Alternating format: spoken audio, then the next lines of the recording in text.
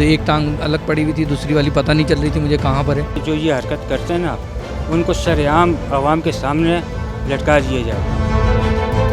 दिल में बस दुरूद शरीफ पढ़ते जा रहा था और कह रहा था अल्लाह मियां इसको ज़िंदगी दे दे तो मैं ले लूँगा इसको। मेरे सामने मौजूदी में इधर 3 बॉडी और आ चुकी है। एक कायदाबाद की आ चुकी है, एक इधर भैंस कॉलोनी की कहीं से सुनने की आ रही वहाँ की आ चुकी है। ये जितने टैंकर्स हैं या ट्रांसपोर्टर्स हैं, ये पैसा पहुंचाते हैं महकमों में। कराची में हैवी ट्रांसपोर्ट बेलगाम, सड़कों पर दनदनाते डंपर्स और टैंकर्स शहरियों की जानों के लिए बड़ा खतरा। जानलेवा हादसात रोज बरोज बढ़ने लगे, लेकिन किसी के कान पर जूं तक नहीं रेंग रही। मलीर हॉल्ट के करीब वाटर टैंकर ने पूरा खानदान चंद लम्हों में खत्म कर दिया। मोटरसाइकिल पर चेकअप के लिए अस्पताल जाने वाले जोड़े को रौंद डाला। हादसे में मियां बीवी मौके पर जाँ बहक हो गए। खातून हामला थी जिसने हादसे के वक्त बच्चे को जन्म दिया। बच्चे को फौरी तौर पर अस्पताल ले जाया गया, लेकिन वो दुनिया में आने से पहले ही जान की बाजी हार चुका था।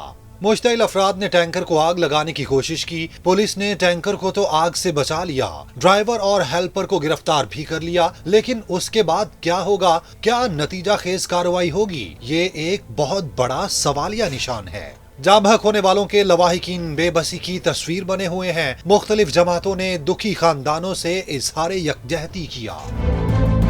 खूनी हादसा मलीर हॉल्ट के करीब पेश आया। वाटर टैंकर पुल के नीचे से मोड़ लेकर तेजी से शाहराए फैसल पर पहुंचा, जहां से मोटरसाइकिल पर सवार अब्दुल कयूम अपनी हामला बीवी जैनब को अस्पताल लेकर जाने के लिए गुजर रहा था कि वाटर टैंकर की जद में आ गया। और भी चंद गाड़ियां वाटर टैंकर की टक्कर लगने से मुतासिर हुईं, लेकिन पानी से भरे वाटर टैंकर के जालिम पहियों में अब्दुल कयूम और उसकी हामला बीवी मोटरसाइकिल समेत फंसकर कुचले गए। हादसे के बाद कराची की सबसे बड़ी शाहराए फैसल पर दिलखराश मनाजिर देखने को मिले, जब दर्दमंद शहरी नौमलूद को उठाकर उसकी जान बचाने के लिए अस्पताल की जानिब भाग रहा था। उस बच्चे ने हादसे के वक्त जन्म लिया था, मगर वो भी जिंदा ना बचा। कल मैं उस वक्त अपनी मिसेस को लेके हॉस्पिटल से काला बोर्ड की तरफ से अपने सिक्योरिटी प्रिंटिंग प्लेस वाले रूट की तरफ मुड़ रहा था, और जब हम मुड़ रहे थे तो एकदम मेरी बेगम की नज़र उस पानी के टैंकर पे पड़ी, और वो देख रही थी उसको लेफ़्ट साइड पे काला बोर्ड की तरफ मुड़ना था, सिक्योरिटी प्रिंटिंग प्रेस की तरफ से आ रहा था वो। तो एकदम बेगम ने देखा, वो कहने कि ये पानी का टैंकर हमारी तरफ क्यों आ रहा है। वो गाड़ी हमारी तरफ आ रहा था, वाइट गाड़ी थी हमारी, और शायद वीडियो पे देखी भी हो किसी ने। वो आ रहा था तो बस मैंने जब तक पलट के देखा है तो उसकी इतनी स्पीड थी कि मेरी गाड़ी थोड़ी सी आगे निकल गई, वो मेरे पीछे से गुजरा है, और उसने वहाँ पे खड़ी आल्टो को, कोरे थी आल्टो, उसको हिट किया बैक साइड से। उस तरफ एक और आल्टो थी, एक हाईएस्ट खड़ी हुई थी, उसको हिट किया। और आगे ये फुटपाथ जो है अच्छी खासी ऊंची होती है, ये इसके ऊपर से जंप करता हुआ गया है और आगे बीच में चीरता हुआ, और वो मेरे ख्याल से बाइक वालों के ऊपर चढ़ गया, बाइक अंदर फंसी है। और जब तक मैं उतर के देखने गया हूँ ना, मिनट लगे होंगे शायद, और मैं गया हूँ तो वो खातून की बॉडी जो थी वो आधी वो उस तरफ पड़ी हुई थी अलग रोड पे, और उनके नीचे का हिस्सा बिल्कुल गायब था। एक टांग अलग पड़ी हुई थी, दूसरी वाली पता नहीं चल रही थी मुझे कहाँ पर है। भाग के जाके वो रोड से वो वाली टांग हमने उठा के उस तरफ रखी रहते, तो उनको गाउन पहनी हुई थी, तो वो बच्चे का नज़र आया, जो नौमालूद बच्चा था, उनके प्रेग्नेंट थी वो, तो वो उसको बच्चे को फिर वो निकाला। वहाँ पे 2 खातून भी आ गई, एजेड सी थी वो। जब निकाला है तो उसको बच्चा सांस ले रहा था उस टाइम। अब जब वो सांस लेते हुए एकदम नज़र पड़ी ना मेरे, तो वहाँ पे जितने लोग थे उनका जो हाल था ना, बस ना पूछे। बिल्कुल बिल्कुल उसी को मैंने कहा कि इसको पकड़ो जल्दी से, मेरे साथ हॉस्पिटल के लिए दौड़ो। तो वो कोरंगी अपने जॉब से शायद कोरंगी का रिहायशी थे वो, तो वो लेके बस वो साथ साथ मेरे भागे हैं तेज़ी में हम, और सीधे वहाँ करीबी FOMG हॉस्पिटल है वहाँ लेकर गए। वो खातून जो थी वो बहुत समझदार थी, शायद उन्होंने उसकी नाल काटी वहीं पे, पता नहीं उनको पास थी शायद कुछ, वो काटी, और बस वो लेकर हम दौड़े। और क्योंकि बच्चे में सांसें आ रही थी, मुझे पूरी उम्मीद थी शायद बच जाए, तो हम वो, और है भी वो ना जच्चा बच्चा हॉस्पिटल है FOMG, तो फ़ौरन वहाँ पे गए। उधर इमरजेंसी में उनको बोला तो वो कहने लगे आप सेकंड पे ले जाएं। सेकंड फ्लोर पे उनका ICU वार्ड था, वहाँ लेकर गए। डॉक्टरों ने और नर्सों ने हर तरह से कोशिश करते रहे। 2-3 दफ़ा बच्चों ने कमबैक भी किया, और बस मैं उस बच्चे को देख रहा था, और बहुत प्यारा सा गोरा सा बच्चा था, और दिल में बस दुरूद शरीफ पढ़ते जा रहा था और कह रहा था अल्लाह मियां इसको ज़िंदगी दे दे तो मैं ले लूँगा इसको, लेकिन ना ऐसा हो नहीं सका। फिर मैंने उनसे भी, डॉक्टर से भी कहा इसको खुदा के वास्ते इसको देख लो एक दफ़ा, मुझे वो सुकून नहीं मिला, क्योंकि बच्चे ने जब सांस ली तो हो सकता है अल्लाह ज़िंदगी दे दे। जान की बाजी हारने वाले जोड़े की पिछले साल शादी हुई थी।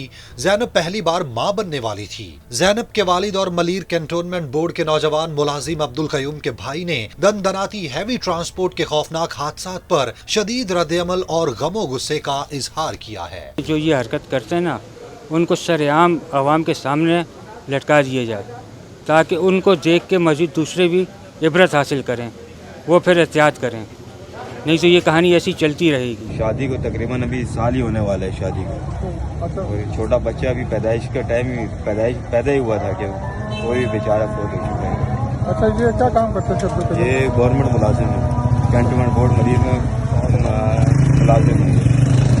तो ये चेकअप के बाद चेकअप के बाद जी मलिर कैंट के रिहायशी वहीं जा रहे थे मलिर वहीं पे वापसी जा रहे थे। मेहरबानी मेरी हुकूमत से ये अपील है कि भाई हुकूमत चाहे कि ट्रक टैंकर माफिया जितने भी है मेहरबानी करें इनको। ये आज मेरी फैमिली के साथ हो चुका है, कल कला को खुदा न खास्ता भी है मेरे सामने मौजूदी में इधर 3 बॉडी और आ चुकी है। एक कैदाबाद की आ चुकी है, एक इधर भैंस कॉलोनी की कहीं से सुनने की आ रही वहाँ की आ चुकी है। मेहरबानी करें कि इन लोगों पर थोड़ा रोकथाम करें कि इन लोगों को रोका जाए। रात के टाइम बिलफर्ज है, रात के 12 बजे के बाद भी इनको अगर छोड़ा जाए तो ये इनसे रिक्वेस्ट है। शाह फैसल कॉलोनी से एक साथ 3 जनाजे उठे तो हर आंख अश्कबार और हर शख्स सोगवार दिखाई दिया। इज्तमाई नमाज जनाजा जामिया मस्जिद सिद्दीकिया में अदा की गई। नमाज जनाजा में मरहुमीन के अहले खाना, दोस्त अहबाब समेत शहरियों की बड़ी तादाद के अलावा अमीर जमात इस्लामी कराची, PTI रहनुमाओं समेत दीगर सियासी रहनुमा और कारकुनान ने शिरकत की।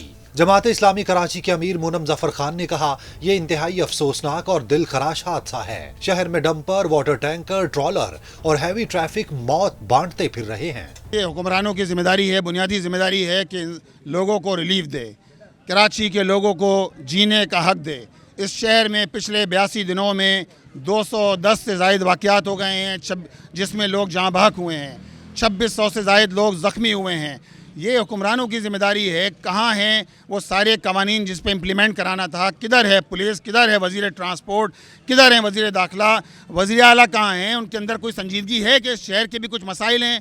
और वो सारे काम जिसका दावा जो है वो शर्जील मेमन साहब वज़ीर ट्रांसपोर्ट ने किया था कि फ़िटनेस सर्टिफिकेट जारी किए जाएंगे, ये फ़िटनेस सर्टिफिकेट हैं कि ब्रेक फेल हो जाएं और एक जान और एक फैमिली अपने बच्चे के साथ जो है वो जहाँ बाग हो जाए। ये फ़िटनेस सर्टिफिकेट हैं कि पिछले 20 दिनों में भी आप देखें रमज़ानुल मुबारक के इस महीने के अंदर सैकड़ों वाक़यात पेश आए हैं। अब मुझे बताइए लोग क्या करें, अपने प्यारों के लाशें उठाते रहें? अभी पिछले दिनों ही गुलिस्तान जौहर के अंदर वाक़या पेश आया, अभी पिछले दिनों ही लियाकताबाद के अंदर वाक़या पेश आया और कल का वाक़या इंतहाई दिलखराश वाक़या है।